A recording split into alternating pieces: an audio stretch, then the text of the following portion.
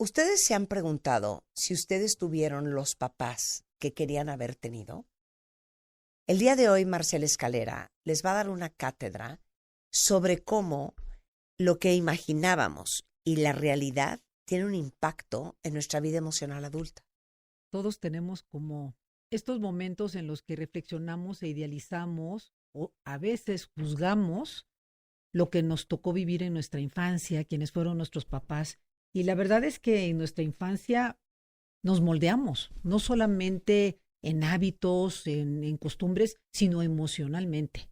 Emocionalmente estamos como en un nido de donde vamos a surgir y a partir de eso vamos a convertirnos en las personas que somos hoy. Uh-huh. Entonces, hablar de los padres que nos hubiera gustado tener, estamos hablando de cómo no solamente nos alimentaron y nos cuidaron, sino de cuáles fueron las experiencias que tuvimos, porque todo niño necesita tener un adulto a cargo Sí. que emocionalmente lo cuide y le provee de sus necesidades básicas. La primera es la conexión. Entonces, pues, ¿cómo te hablaron? ¿Cómo te regañaron? ¿Cómo respondieron a tus necesidades? Es algo que deberíamos de reflexionar, porque a veces a partir de eso formamos creencias, ¿no? ¿Soy suficiente o no soy suficiente? Mis emociones tienen un espacio, caben en la vida o las tengo que ocultar y me las tengo que tragar. El amor, cuando yo me conecto con una persona, ¿es algo seguro y continuo o es algo que duele y que va a lastimar? ¿Cómo veo al mundo? ¿Es un mundo seguro o es un mundo que es impredecible? Y yo te diría, Marta, que a veces, en muchos de los casos, no faltó amor, sino que faltó un adulto emocionalmente disponible. ¿Por qué? Porque muchas de nuestras inseguridades de adulto vienen de ahí. Pues es como que repetimos el ciclo. Ya lo hemos platicado en alguna ocasión tú y yo de cómo a veces repetimos estos patrones que no hubiéramos querido repetir. ¿Por qué? Porque imitamos, porque es lo que conocemos y porque el cerebro siempre se va a ir a lo familiar, a lo que conoce. Y a veces lo conocido, pues es la única alternativa que tenemos. Entonces, este tipo de reflexión nos irrumpe, nos disrumpe y nos hace reflexionar acerca de algo diferente. ¿Cómo hubiera sido mi vida si mis papás hubieran estado cerca de mí, si me hubieran escuchado, si hubieran respondido a mis necesidades? Y no desde el lugar de un juicio. O sea, no se trata ni de juzgarlos ni de otorgarles un perdón. Se trata de yo procesar, de yo reconectarme con esto.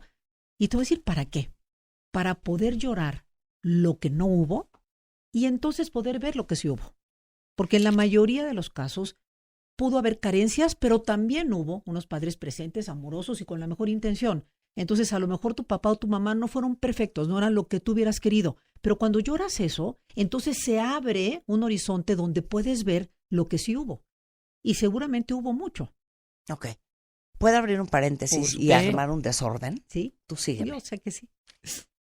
Es que ¿saben qué, cuentavientes? Voy a hablar de un lado y del otro. Es bien bizarro el tema de los papás. Uh-huh. Porque por un lado, yo creo que ustedes no quisieran los papás de ninguno de sus conocidos o amigos. O sea, si tú le dices a un niño, bueno, perfecto, entonces vete con la mamá de X. Dices, no, yo quiero a mi mamá. Por más pésima que sea tu mamá. Uh-huh. ¿Ya me entiendes? Sí, Hay sí, una sí. conexión. Claro. ¿Tú cambiarías a tu mamá por otra mamá? Cero, tú. Pero es otra mamá más chingona. No. ¿Quieres Me la vale. tuya? ¿Quieres la tuya? Pero va Igual a ser una tú. mamá emocionalmente más conectada. No, Marta, quiero a la mía. Pero va a ser una mamá que nunca te va a regañar ni te va a aventar una chancla. No. ¿Quieres a tu mamá? Uh-huh. Sí. ¿O quieres a tu papá? Claro. No sé cómo opinen ustedes. Y por otro lado, como hijo, también tienes esta dualidad de sentirte que tus papás no te dieron suficiente, tus papás hicieron esto mal, tus papás no es posible que aquello y lo otro, ¿no? Y luego está el lado de los padres, que los padres, que nadie nos enseñó, que es la primera vez que nos encargamos de cuidar a un humano, que no teníamos mucha idea de lo que estamos haciendo porque nadie nos enseñó y ahí vamos a tumbos. Sí vivimos con esta sensación, la gran mayoría, de que dimos todo y más, Uh-huh. y todavía muchos tenemos esta sensación de no haber sido suficientes. Ujú. No puedo creer el enredo. Sí, y ahí No lo que puedo sucede- creer el enredo. No puedo creer. Porque nos ponemos en los dos lugares, ¿no? Hemos sido hijos y muchos de nosotros somos padres. Y entonces podemos entender hoy desde nuestra propia experiencia lo frágil que es el papá. Cómo puedes cruzar esta línea, aunque tengas toda la intención, de no estar disponible emocionalmente, de no leer a tus hijos, de a veces rechazar, porque a tus hijos los amas y también en el fondo te aprietan botones. Te aprietan botones de lo que no hubieras querido que fuera. Yo siempre digo que la carta que le escribimos a la cigüeña no viene perfecta, no las cumple. Siempre nuestros hijos nos van a frustrar, nos van a decepcionar. Tú dices una cosa fuertísima, Ujú. porque todo lo que dices es fuertísimo.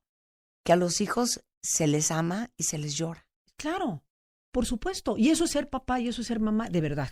Porque no estamos llamados a ser ya papás perfectos. O sea, tú cuando hablas de estos papás que hubieras querido tener, seguramente no añoras a un papá perfecto, añoras a un papá conectado, a una mamá que te sostenga emocionalmente. Y esto solamente lo podemos hacer como papás cuando hemos podido registrar eso que no son nuestros hijos.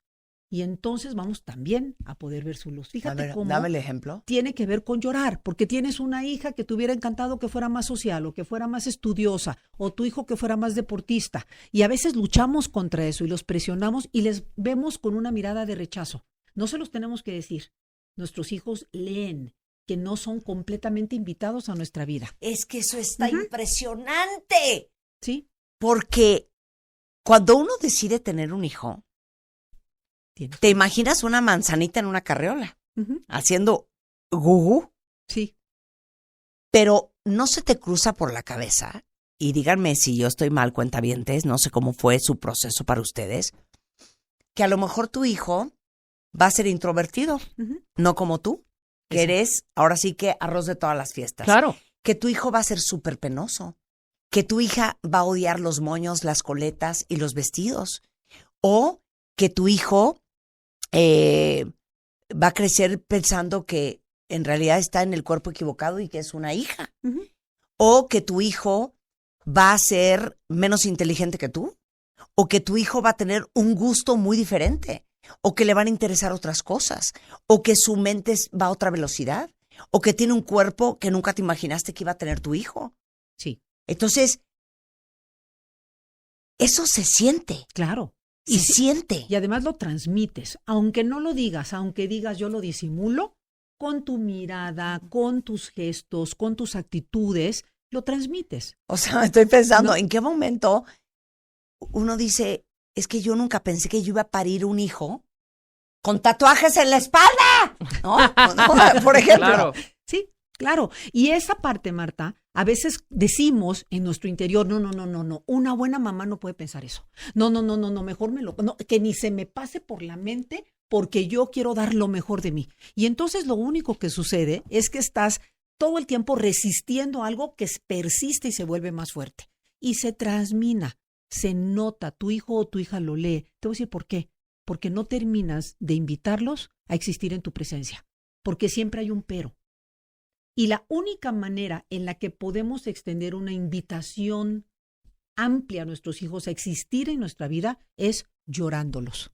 Es pudiendo llorar lo que no son. Es pudiendo registrar que eso me duele, que eso me decepciona, que eso me frustra, me confronta. Y entonces voy a poder mezclar todo el amor que siento por ellos con todos estos impulsos y sentimientos que siento. Y se va a hacer una mezcla que me va a hacer una mamá más madura o un papá más maduro, más real.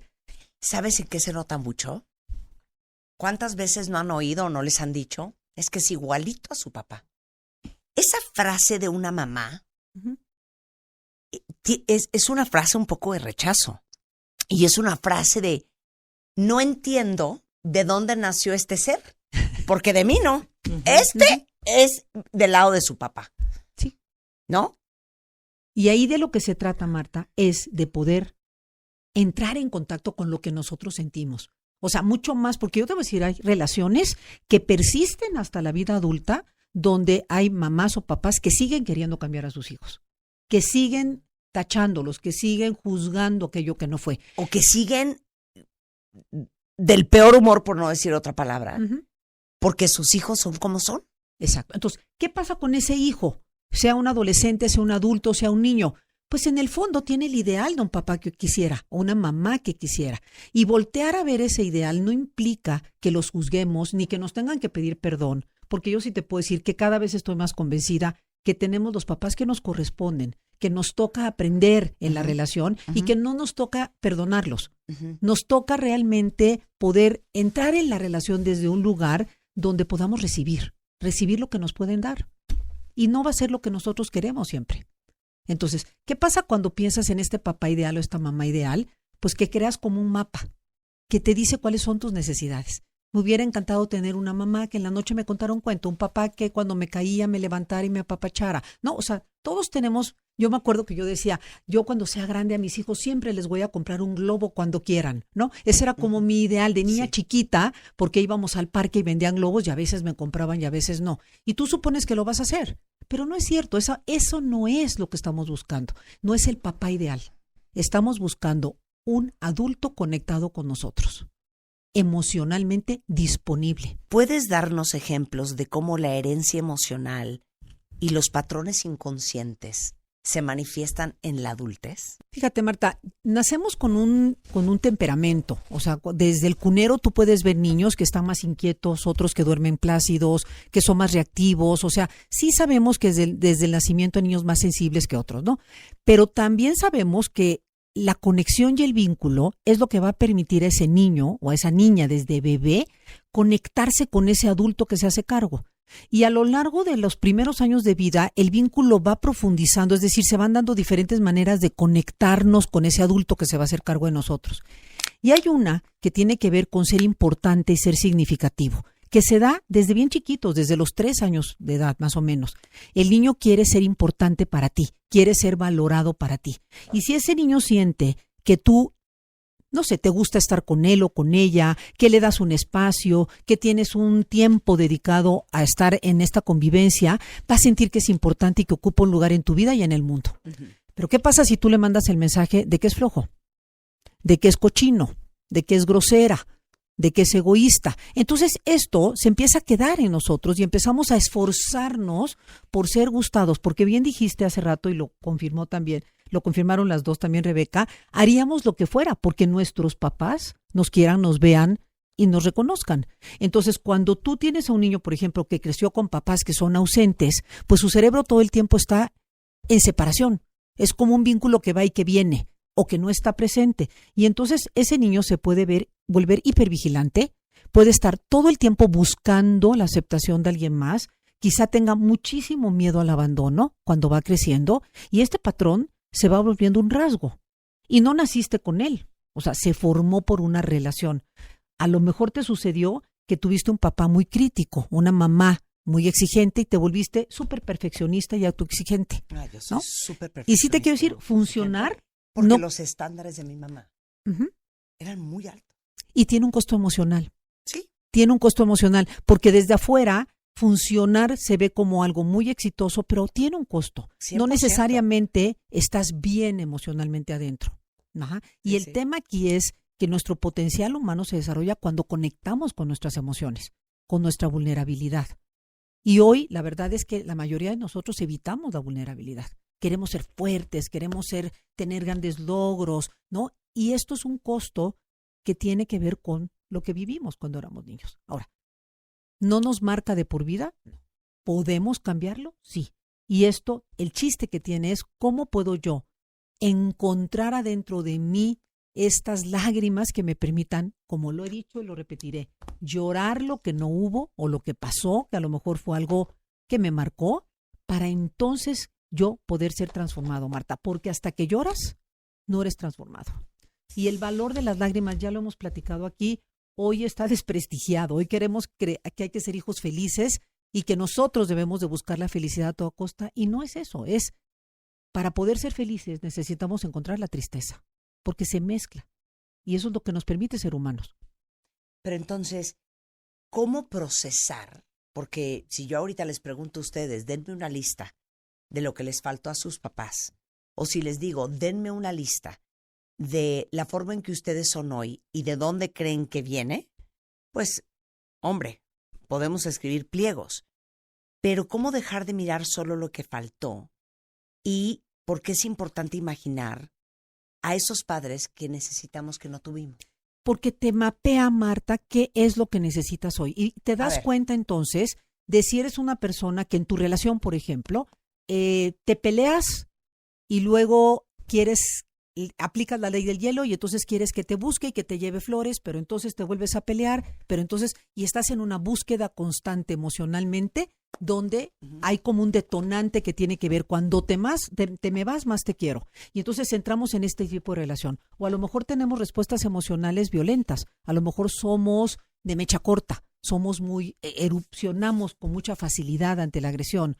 O a lo mejor nos ponemos de pechito y todo el tiempo estamos buscando que alguien venga y nos rescate. O quizás somos rescatistas y todo el tiempo estamos sosteniendo al mundo. Entonces, todas estas respuestas... O también puede ser que tú navegues por la vida sin conectar con tus emociones. Por supuesto. Sintiendo que las emociones te estorban porque tú eres el rey o la reina de la practicidad. Le llamamos disociarte. Y hoy sabemos que parte de los traumas que todos hemos vivido, ¿no? Algunos nos dejan con esta disociación, donde hay una parte nuestra que se vuelve muy eficiente y como tú bien dices, guardamos en un cajón con llaves las emociones. ¿Pero qué sucede? Que nos atascamos, porque solo seguimos madurando en la vida en la medida en la que podemos seguir sintiendo nuestras emociones.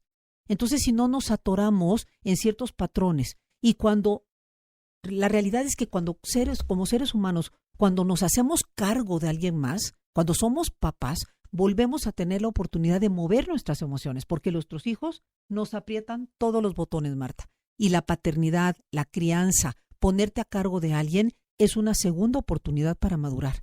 Entonces, tú pudiste haber guardado tus emociones en un cajón con llave, pero en el momento en el que tienes un hijo o una hija, y ese hijo o esa hija empieza a crecer, haz de cuenta como que se abre y se empiezan a salir esas emociones y se salen de control, porque no las puedes tener ahí guardadas. Eso es una fantasía.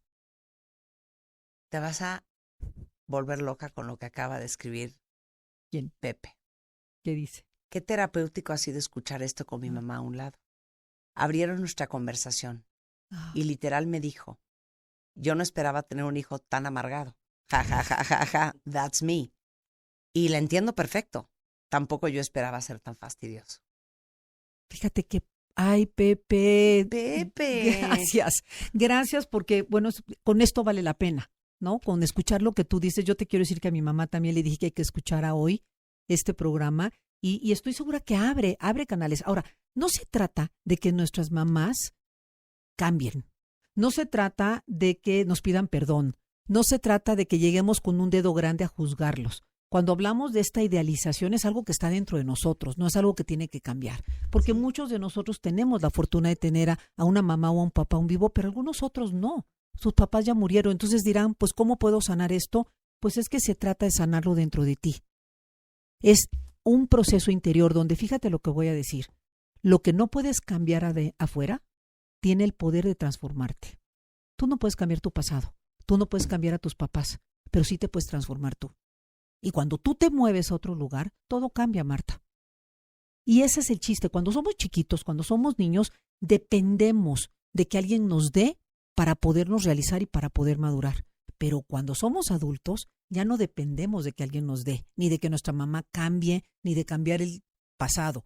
Dependemos de poder ser transformados conectando con esos sentimientos vulnerables de lo que hemos vivido y experimentado, porque entonces nos vamos a transformar.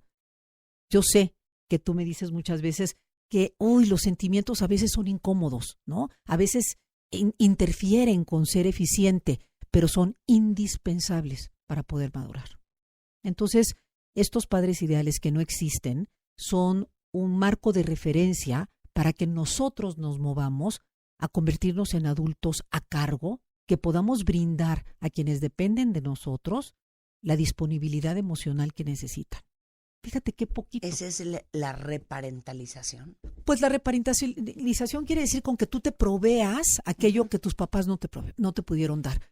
Precisamente por eso, porque a lo mejor tus papás ya no viven, o a lo mejor hoy pues no tienen la capacidad. Yo cuando hablo con mi mamá a veces me dicen, esto es una intervención, ¿verdad? Como que me estás diciendo cosas. Sí, y sí, claro, pero porque hay que aclararlo, hay que platicarlo, hay que abrirlo, pero sí. no es en son de reproche. Pero ¿cómo seguimos siendo hasta cierto punto, cuentavientes, niños en el alma? Sí. Porque así como en la edad adulta con tu pareja, cualquier terapeuta con 2 dedos de frente o cualquier persona que sabe Kinder 1 de psicología, tú no puedes cambiar a nadie. La gente es como es. Pero ¿por qué en la fantasía del niño, en la fantasía del hijo y de la hija, y no importa qué edad tengas, siempre hay esta idea de, es que no entiendo por qué mi mamá Uh-huh. no puede ser la persona que yo necesito que sea? Y se nos olvida por completo que la gente es quien es, hasta las mamás y los papás. Sí. Eso es lo que hay. Entonces, no se trata, como dije hace un momento, de que tu mamá sea perfecta o de que tu papá sea como tú quieres, pero se trata, y lo que realmente buscamos, Marta, y esa petición real en el fondo es, quiero una conexión emocional continua y segura. Ese es nuestro anhelo. Ese es tu anhelo con tu pareja, ese es el anhelo que tienes con tus hijos, de tus hijos para ti. Esa es la sed que tenemos como seres humanos.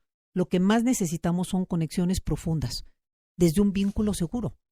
Entonces, ¿qué pasa? Que empezamos a buscarlos. Tú dices, yo sé que a mi marido no lo puedo cambiar, pero en el fondo pretendemos cambiarlos. Uh-huh. En la relación creemos y tenemos esta fantasía de que si hacemos algo va a pasar otra cosa.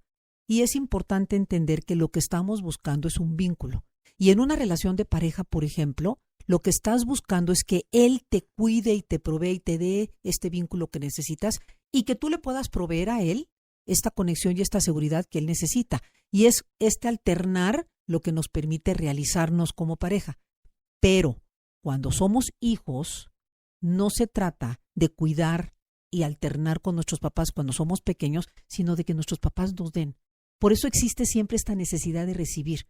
Pero a veces lo planteamos como si quisiéramos que nuestros papás cambiaran. Y eso no va a pasar. Tú ya lo dijiste, no va a pasar. No va a pasar. No. Hay que llorar a nuestros papás.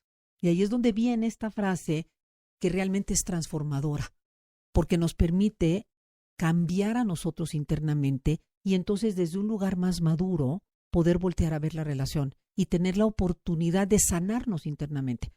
Por eso, como todos los que somos papás, Uh-huh. ustedes cuentavientes que tienen hijos, los papás también tenemos issues con nuestros papás, ¿no? Sí. Lo que pasa es que los niños creen que los papás ya están del otro lado. No, los papás seguramente están en el mismo hoyo que están ustedes, porque también tenemos issues con nuestros papás. ¿Cuál es el ejercicio? Resúmemelo, explícamelo con bullet points, para no seguir haciendo lo mismo con nuestros hijos.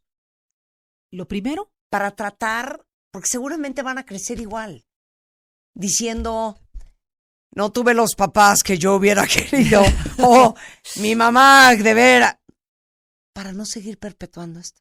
lo primero, Marta, es un trabajo con nosotros mismos. Y este es un proceso de vida. Es un trabajo donde yo necesito entrar en mí, conectar con la vulnerabilidad. Y es un lugar, Marta, de dolor, de tristeza, de lágrimas, de frustración, yo conmigo, donde yo pueda ser transformada de manera interna, porque entonces lo que les ofrezco a mis hijos va a venir desde un lugar más maduro. Esa es la diferencia. O sea, todos nos damos cuenta de lo que carecimos y de lo que nos hirió. La pregunta es, ¿qué haces con eso? Rumiarlo toda tu vida, lamentarte toda tu vida, juzgar toda tu vida, o tomarlo en tus manos y decir, lo voy a procesar y yo voy a cambiar la historia. Yo voy a cambiar y no voy a perpetuar esto en las siguientes generaciones. Lo podemos hacer, pero es un trabajo interno. No viene de afuera. No viene de afuera. Y generalmente nuestra energía está puesta en cambiar al de afuera. A nuestros papás, cuando somos hijos, y a nuestros hijos cuando somos papás. Bueno, todos los terapeutas que han venido a este programa, con los que hemos trabajado en Bebemundo, siempre dicen que llegan los papás a consulta diciendo, pues aquí traigo a mi niño para que me lo compongas. Y todos los terapeutas lo que contestan es, pues para que se te componga tu hijo, te tengo que componer a ti. Yo hice valoraciones psicopedagógicas casi 30 años, Marta, para niños con problemas de aprendizaje, déficit de atención, Y llegó un punto en el que una cita que estaba yo dije, ¿y si en lugar de voltear a ver tanto a este niño y tratarlo de cambiar, los papás se movieran del lugar? Si fuéramos los adultos los que nos moviéramos. Y entonces entendí que nosotros somos los que podemos transformar la crianza, podemos transformar la relación porque somos proveedores, Marta. Tú con tus hijas eres proveedora. Claro. Tú con tus hijas eres quien da y ellas reciben. Así es la vida, así está establecido. Inclusive, o sea, a pesar de que nuestros papás crezcan y nosotros ya seamos adultos, hoy mi mamá me sigue dando. Me sigue dando muchísimo. Yo sigo recibiendo de ella. El tema es que yo pueda recibir. Y eso es vulnerable.